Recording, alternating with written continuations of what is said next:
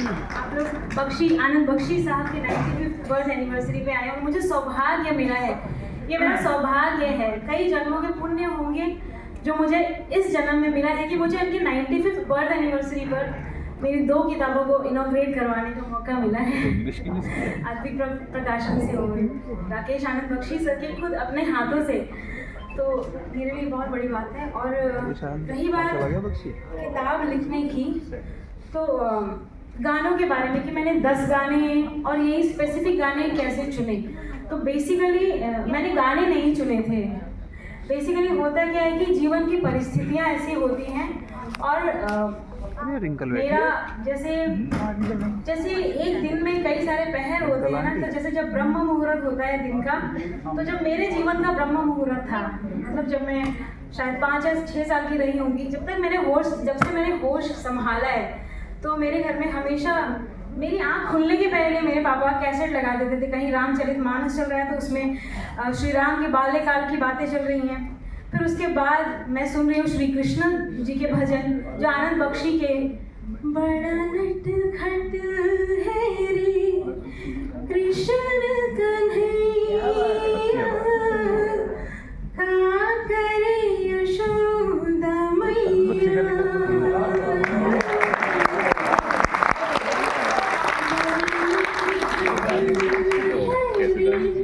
तो आप सोचिए कि जीवन में जो आध्यात्मिकता है वो गानों से आ रही है।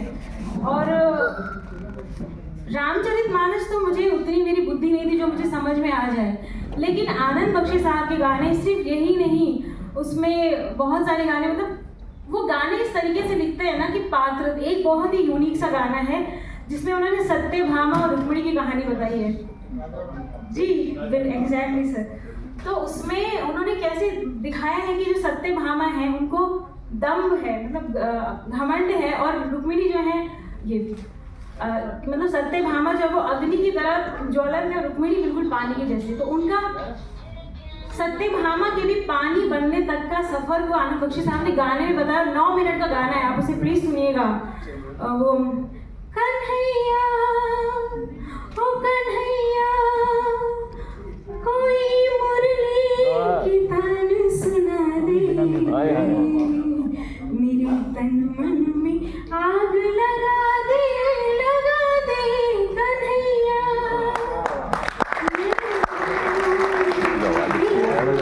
सावरिया मैं ही सुनूं बस तोरी बांसुरिया, मैं आना सफल हो गया हमारा। देखूं सावरिया। अब ये सत्यभामा ही कह रही हैं कि मैं ही चाहती हूँ कि मैं ही आपको देखूं और मैं ही उसकी अधिकारी बनूं कि मैं ही मुझे आपकी बांसुरी सुनाई दे, कोई और क्यों सुने। अगर रुक्मिणी आपकी पत्नी है भी तो भी मेरा अधिकार है। तो उसमें मतलब बड़े ड्रामेटिक तरीके से आनंद बख्शी साहब ने इवन नारद मुनि का उसमें आया है, बहुत अमेजिंग है। मतलब आप कह लीजिए कि इंटरेस्ट कहाँ से पैदा होता है गानों में। तो बेसिकली जीवन में क्या होता है कि आपको अच्छे गाने सुनने का अवसर मिलता है, तो ये क्रेडिट तो मम्मी पापा को जाता है कि उन्होंने मुझे अच्छे गाने सुनाए बचपन से।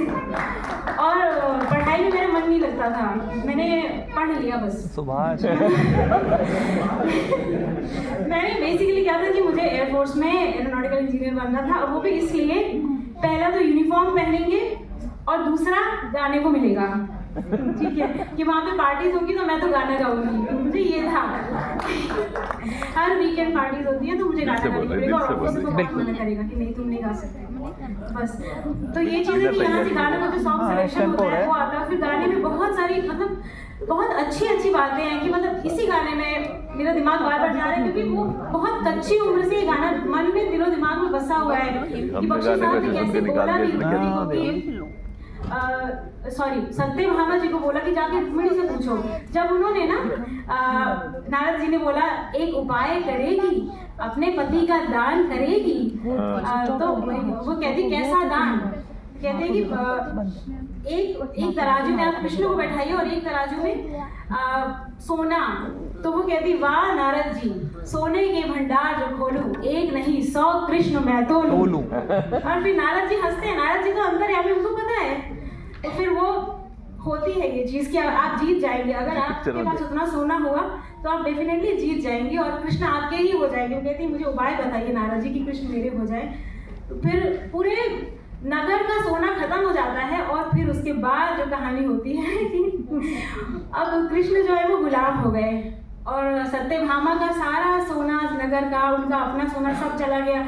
और उसमें आनंद बख्शी साहब ने इतना अच्छा लिखा है, सुनो सुनो ओ जाने वालों ये सस्ता माल उठा लो, सुनो सुनो ए जाने वालों ये सस्ता माल उठा लो, सबके मन की आस में बेचूं, कैसा सुंदर दास में बेचूं, जीवन की नैया का खिवैया जिसका नाम है कृष्ण कन्हैया।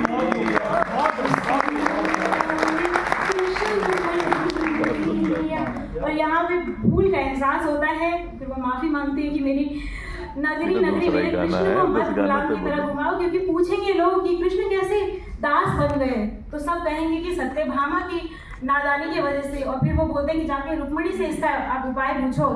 तो रुक्मिणी भी कहती है कि ना काया से ना शक्ति से भगवन मिलते हैं भक्ति से। कह रहे कि आप चाहे कितने भी सुंदर हैं, मैं मानती हूँ कि आप सुंदर हैं सत्यभामा, आप डेफिनेटली वेरी ब्यूटीफुल, आपके पास शक्ति भी है, लेकिन भगवान ना शक्ति और सुंदरता से आपके बस में नहीं आएंगे, वो तो आपकी भक्ति से, सच्ची भक्ति से आएंगे। और वो कह रहे कि आपको क्या लगता है कि क्या ये दुख केवल तेरा है, जो तेरा है वो मेरा है। मैं भी चाहती हूँ कि कृष्ण मेरे ही हो जाए, लेकिन कृष्ण तो सारे जग के स्वामी हैं, उनको वश में करवाना बहुत मुश्किल है। और फिर बाद में होता क्या है कि कृष्ण को फिर तराजू में बैठाया जाता है, लेकिन सच्चे मन से ना एक तराजू में सोना नहीं, तुलसी का पत्ता रख देते हैं और फिर कृष्ण ऊपर और सही सही सही सही समझ गए। तो वही कृष्ण मतलब वो एक भक्ति भरे दिल से तुलसी का पत्ते से कृष्ण भगवान हो गए। तो आनंद बख्शी साहब, अब देखिए मैंने ये गाना ना शायद 15 दिन पहले सुना था और मैंने सोचा भी नहीं था कि मैं बात करूंगी, लेकिन मैं सोच के नहीं बोल रही, वो चीज़ें अपने आप हो रही हैं। तो क्योंकि दिमाग में इस तरीके से बैठा हुआ है ना, तो मुझे बहुत वो प्रभावित लग रहा है कि बख्शी साहब कैसे कहानियों के जरिए, और अगर आप छोटे से अपने बच्चों में ऐसे संस्कार में डालेंगे ना, तो गाने के थ्रू बच्चों में संस्कार दिए जा रहे हैं, बख्शी साहब के गानों के थ्रू। और ये जो 10 गानों की बात हो रही है, मैंने गाने नहीं चुने, मेरे लाइफ में वैसे सिचुएशंस आई तो मुझे लगा वाह यार ये गाना तो बड़ा सही है। और जैसे अभी आप लोग यहाँ बैठे हुए हैं ना, तो मेरे दिमाग में इस मोमेंट को मैंने इमेजिन किया था 2 दिन पहले, और फिर वो गाना मैंने सोचा हुआ है, मैं आपको बताती हूँ। तो वो गाना आनंद बख्शी साहब ने लिखा था साया के लिए। और ऐसे कि ये जो ओकेजन है बख्शी साहब का 95th बर्थ एनिवर्सरी और बुक्स का जो इनॉग्रेशन है, ये किसी त्योहार से कम नहीं लग रहा है। और ऐसा लग रहा है कि धरती के लोगों ने पूरा मिल के किया और आसमान से भी देवताओं का आशीर्वाद है ये, और ये ओकेजन ऐसे हो रहा है। तो इसमें बख्शी साहब ने ये गाना है, मैं आपको बताती हूँ, मैं उनकी लाइंस के साथ कोई गलती नहीं करना चाहती, बिकॉज बहुत सोच समझ के लिखते हैं, तो मैं गलत नहीं गाना चाहती, इसलिए मैं तो ये जो ओकेजन है बेसिकली कि वो मेरे लिए भी है कि मैंने कभी ज़िंदगी में सपने में भी नहीं सोचा था, तो मैं अपने दिल की जो भावनाएं मैं वो व्यक्त करना चाहती हूँ और उसके साथ में अंत करूँगी। तो आई जो तेरी फूलों को तो खिलते देखा था, साया की है, आज तो खिल गई, लोगों को तो मिलते देखा था, ये धरती आसमां मिल गई, आया है पहली बार किस्मत पे एतबार, रुत मस्त मस्त ये दिन ये वक्त, मौसम ने क्या जादू किया।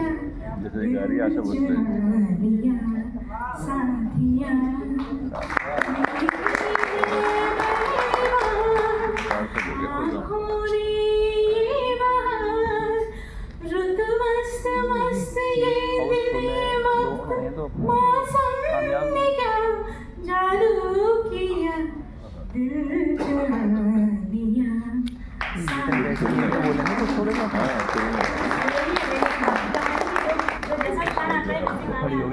और लकीली आनंद बख्शी साहब की ही गाने आते हैं, क्योंकि वो शब्द इतने आसान है ना कि हम रिलेट कर पाते हैं। मतलब इवन 3 साल 4 साल का बच्चा समझ जाएगा। और अगर आपको डिफिकल्टी हुई तो बख्शी साहब खुद आपकी उंगली पकड़ के आओ मैं तुम्हें बताता हूँ। तो वही चीज़ हुई है मेरे साथ। अच्छा मुझे एक तरह से इंस्पिरेशन